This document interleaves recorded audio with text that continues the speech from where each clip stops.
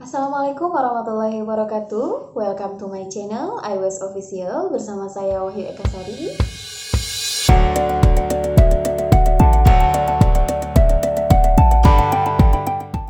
Kita akan membahas tentang Q&A dari mahasiswa program studi pendidikan dokter hewan. Kali ini dari kelas 3 mata kuliah mikrobiologi 1. Untuk materinya yaitu tentang struktur, klasifikasi, dan fisiologi bakteri. Pertanyaan-pertanyaan ini sebelumnya sudah masuk ke WhatsApp saya dan juga ke Instagram saya.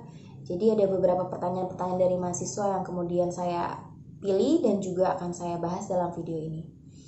Oke, sebelum kita membahas tentang pertanyaan tersebut, jangan lupa share, like, komen, dan juga subscribe. Dan juga nyalakan loncengnya ya untuk update selalu video-video selanjutnya dari saya. Oke.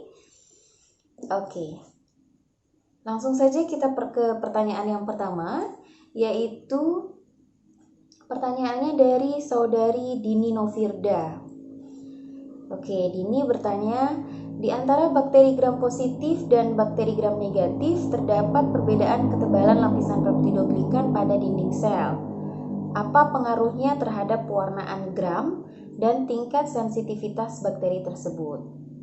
Oke, baik, saya akan menjelaskan tentang pengaruh penggolongan bakteri gram positif dan juga bakteri gram negatif terhadap pewarnaan gram. Apa sih pengaruhnya? Apakah berpengaruh? Jawabannya ya, berpengaruh. Karena perbedaan antara bakteri gram positif dan juga bakteri gram negatif bisa kita bedakan dari struktur dinding selnya. Bakteri gram positif memiliki struktur dinding sel peptidoglikan yang lebih tebal dibandingkan dengan bakteri gram negatif. Sehingga karena struktur peptidoglikannya itu lebih tebal, maka dia bisa lebih banyak menyerap warna dasar. Dalam hal ini dalam pewarnaan gram yaitu kristal violet. Selain dia lebih banyak menyerap warna dasar, dia juga bisa mempertahankan lebih lama warna dasar tersebut. Sehingga warna yang terserap adalah warna kristal violetnya, yaitu biru keunguan.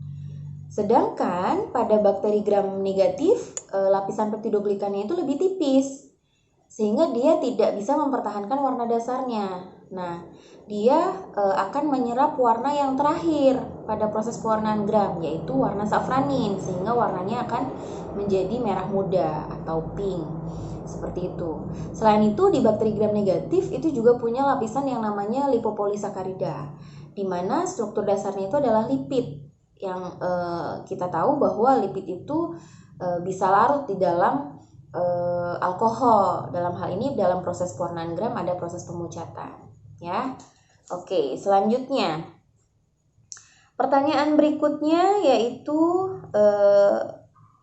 pertanyaan dari Nur Salimah. Bu, saya izin bertanya, bakteri memiliki ciri-ciri salah satunya memiliki pili yang berguna untuk masuknya bahan genetik selama berlangsungnya perkawinan antara bakteri. Namun pili ini tidak dimiliki oleh seluruh bakteri. Untuk yang tidak memiliki pili, bagaimana cara dia untuk memasukkan bahan genetiknya selama berlangsung perkawinan antara bakteri tersebut? Oke, pertanyaan yang bagus ya.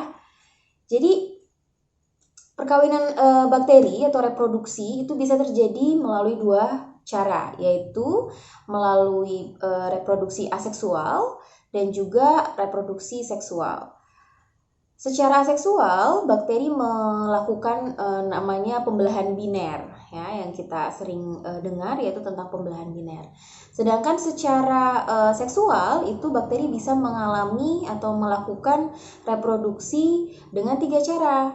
Yang pertama itu adalah konjugasi, kemudian yang kedua itu ada transformasi, kemudian yang ketiga adalah transduksi. Nah, pili yang tadi ditanyakan oleh siapa tadi? Nur Salimah. Pili itu digunakan untuk konjugasi sebagai alat pelekatan untuk proses konjugasi perkawinan secara langsung antara satu bakteri dengan bakteri yang lainnya.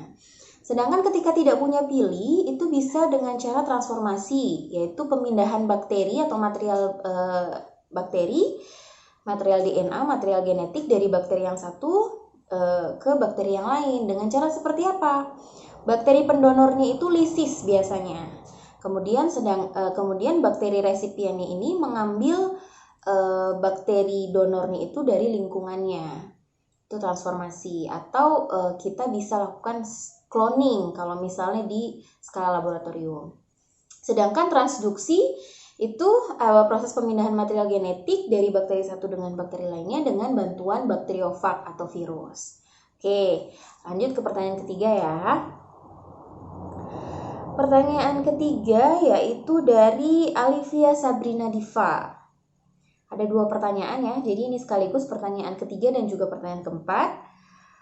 Apakah pertumbuhan bakteri pada kultur batch dapat mengalami perbedaan, misalnya bisa lebih lambat atau lebih cepat dari kurva eksponensial yang seharusnya? Jika iya, apa yang mempengaruhi perbedaan tersebut? Jawabannya ya, dapat berpengaruh. Kenapa? Karena pertumbuhan bakteri itu kan ada empat macam, yaitu dari mulai fase adaptasi, kemudian fase eksponensial, fase stasioner, kemudian fase kematian. Nah, yang berpengaruh itu adalah fisiologi pertumbuhan dari masing-masing bakteri tersebut, yang kemudian dipengaruhi oleh kondisi fisik dan juga kondisi kimiawinya tentunya, yaitu ada pengaruh dari oksigen, pH, air, dan juga suhu. Ya, jadi kondisi fisiologis dari bakteri tersebut berpengaruh terhadap pertumbuhannya, ya. Kemudian pertanyaan yang selanjutnya, bakteri memiliki habitat yang bermacam-macam, termasuk pada kondisi ekstrim seperti halofilik atau termofilik. Apakah bakteri tersebut dapat mengalami perubahan fisiologi atau morfologi sehingga dapat hidup di habitat yang berkebalikan dengan habitat aslinya? Oke, seperti kita ketahui bahwa bakteri itu ada penggolongannya berdasarkan habitatnya, yaitu ada bakteri termofilik ya. Bakteri termofilik itu dia mampu hidup di kondisi yang sangat ekstrim suhunya. Sedangkan bakteri mesofilik yang sering kita jumpai itu bisa dia di tengah-tengah suhunya ya. Kemudian ada bakteri halofilik. Kemudian di sini pertanyaannya, ketika misalnya halofilik atau termofilik, apakah bisa hidup di habitat yang berkebalikan? Jawabannya bisa. Kenapa bisa? Dia bisa hidup di kondisi yang berkebalikan ketika dia mengalami mutasi atau perubahan genetik, perubahan material genetik. Sehingga yang tadinya misalnya termofilik, dia biasanya hidup di suhu yang sangat tinggi. Kemudian bisa nggak sih dia hidup di suhu yang sangat rendah? Bisa, ketika dia mengalami perubahan material genetik dan kemudian dia bisa menyesuaikan dengan lingkungan yang berkebalikan ya. Jadi kuncinya adalah mutasi. Pertanyaan selanjutnya yaitu dari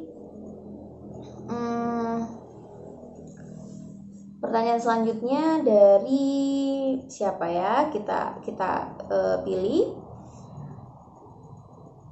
Oke. Tentang endospora dari Siti Hania Herfiani. Izin bertanya Bu, di bagian permukaan internal dan sel itu ada bagian endospora. Fungsi endospora itu sendiri pada bakteri apa ya? Dan apakah semua jenis bakteri memiliki endospora? Oke. Jadi endospora itu merupakan sel yang berdiferensiasi. Dia berbentuk spora yang dihasilkan oleh beberapa mikroorganisme, dalam hal ini bakteri. Pertanyaannya, apakah semua jenis bakteri memiliki endospora? Tidak, ya, tidak semua bakteri memiliki endospora. Biasanya memiliki endospora itu adalah bakteri gram positif. Yang pertama. Yang kedua, bakteri ini dia mampu bertahan dalam kondisi yang sangat ekstrim. Jadi endospora ini dihasilkan oleh bakteri tersebut untuk mempertahankan hidupnya dalam kondisi yang sangat ekstrim. Contohnya misalnya pada suhu yang sangat tinggi, pH yang tidak sesuai. Kemudian dia juga bisa bertahan dalam kondisi panas, jadi resisten terhadap panas. Dan juga dia tahan terhadap antibiotik dan desinfektan. Nah, contohnya misalnya Bacillus dan Clostridium. Pada makanan-makanan kaleng, kalau misalnya terlalu lama, itu bisa tumbuh bakteri tersebut yang kemudian akan menghasilkan endospora. Yang itu akan bersifat toksin ya, akan bersifat toksik bagi tubuh kita ketika kita konsumsi. Ya, jadi itu fungsi dari endospora. Selanjutnya pertanyaannya dari siapa lagi ya? Kita lihat dari Anggun Belia Putri. Pada penggunaan antibiotik untuk menangani infeksi oleh bakteri seperti penisilin, di antara bakteri gram positif dan gram negatif, mana yang lebih peka atau yang lebih sensitif terhadap penggunaan antibiotik tersebut? Oke, mana yang lebih peka terhadap bakteri penisilin? Nah, kita tilik terlebih dahulu. Penisilin itu merupakan golongan antibiotik golongan beta-laktam, antibiotik beta-laktam, di mana dia peka terhadap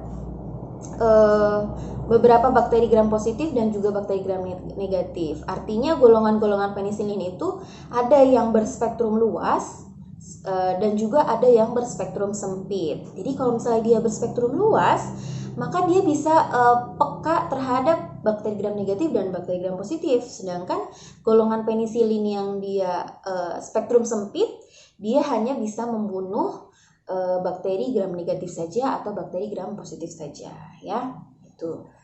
Oke.